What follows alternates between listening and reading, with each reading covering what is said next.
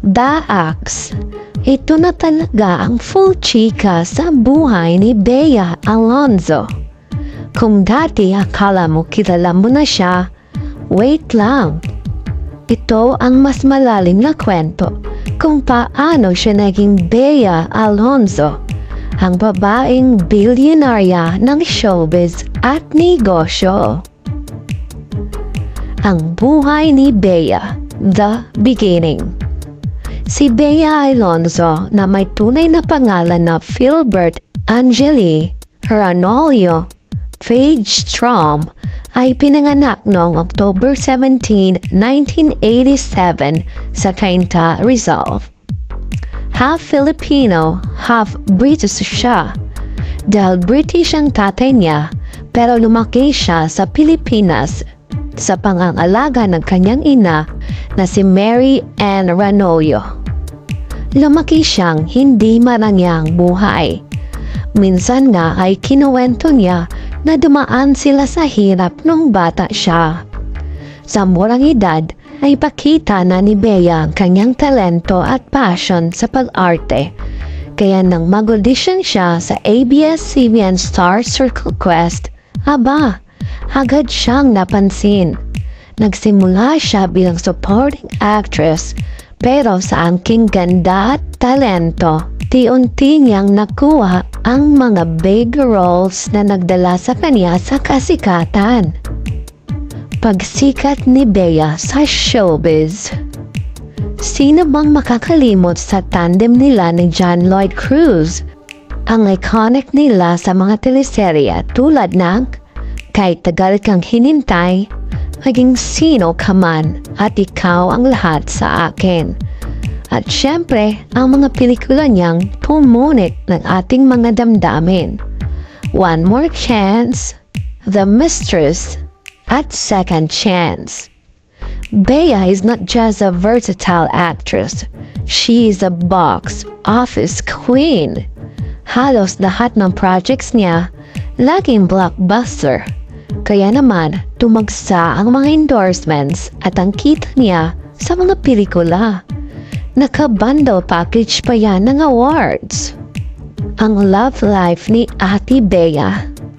Ito na ang part na gustong-gusto mo, Babs. Ang puso ni Bea. Dumaan rin sa maraming heartbreaks. Sino bang nakakalimot sa naging relasyon niya kay Gerald Anderson?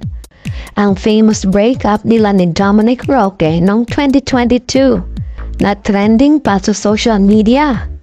Grabe ang kuwot natin doon. Pero alam mo, sa kabila ng heartbreak, naging mas focused si Bea sa sarili niya. In her words, self-love muna bago ang iba. Mga investments at negosyo. Hindi lang siya queen ng teleserye at pelikula. Queen din siya ng business investments. Real estate queen.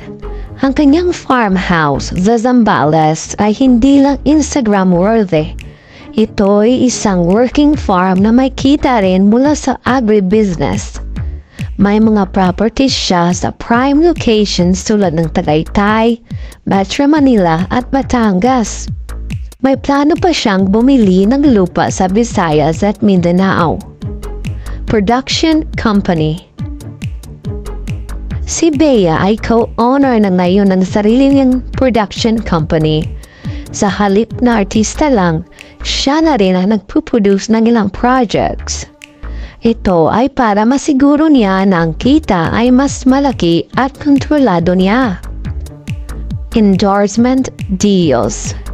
Ang dami niyang endorsements mula sa beauty, fashion, food, at home brands. Ang talent fee niya, rumored to be 10 million to 15 million per campaign. Kaya kung may 5 siyang endorsement sa isang taon, 50 million agad. Her personality and advocacy. Ang ganda ni Bea, hindi lang skin deep. Alam mo ba na isa siyang mental health advocate? Madalas siyang mag-share ng inspiring messages sa social media tungkol sa pag-prioritize ng sarili at mental well-being. Mahilig din siyang tumulong sa charity, lalo na sa mga bata. Sabi niya, gusto kong ibalik ang blessing sa mga nangangailangan. Kaya marami ang mumahanga sa kanya, hindi lang bilang artista, kundi bilang tao. Mga fun facts tungkol kay Bea. Mahilig siyang magluto. Kapag nasa tambali siya, hands-on siya sa kitchen. Kaya hindi lang talent sa acting, pati cooking skills, winner! Super close siya sa nanay niya. Laging nasa tabi niya si Mommy Mary Ann, lalo na sa mga big decisions sa buhay. Certified plantita. Sa kanyang Zambales estate, halagang-halaga niya ang mga halaman. Kaya ang vibes niya, relaxed at nature-inspired. Bea's net worth, 1.4 billion. Kung i-breakdown natin, kita sa showbiz, pelikula at teleserye, 800 million. Real estate investments, 400 million. Endorsements, 200 million. Ang aral ng buhay ni Bea. Si Bea Alonzo ay patunay na kahit simple lang ang simula, pwedeng maabot ang tagumpay kung may sipag, tiyaga at tamang diskarte. Kaya kung nangangarap kang yumaman, i-level up mo na ang game mo. Gusto mo pa ng chismis na pang billionaire ha? Mag-comment ka na, i-share sa tropa at mag-subscribe para lagi kang updated sa mga kwento ng tagumpay. Dahil dito, ang chika natin laging inspirasyon.